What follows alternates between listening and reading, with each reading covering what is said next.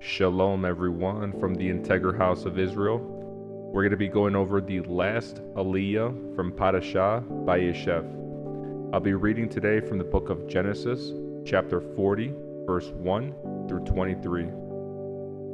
Joseph interprets two dreams. Sometime later, Pharaoh's chief cupbearer and chief baker offended their royal master.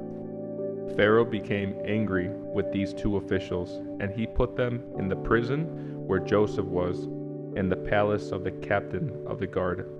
They remained in prison for quite some time, and the captain of the guard assigned them to Joseph, who looked after them. While they were in prison, Pharaoh's cupbearer and baker each had a dream one night, and each dream had its own meaning. When Joseph saw them the next morning, he noticed that they both looked upset. "Why did you look so worried today?" he asked them. And they replied, "We both had dreams last night, but no one can tell us what they mean." "Interpreting dreams is God's business," Joseph replied. "Go ahead and tell me your dreams." So the chief cupbearer told Joseph his dream first. "In my dream," he said, "I saw a grapevine in front of me. The vine had 3 branches that began to bud and blossom, and soon it produced clusters of ripe grapes. I was holding Pharaoh's wine cup in my hand, so I took a cluster of grapes and squeezed the juice into the cup. Then I placed the cup in Pharaoh's hand." "This is what the dream means," Joseph said. "The 3 branches represents 3 days. Within 3 days, Pharaoh will lift you up and restore you to your position as his chief cupbearer. And please remember me and do me a favor when things go well for you. Mention me to Pharaoh so he might let me out of this place.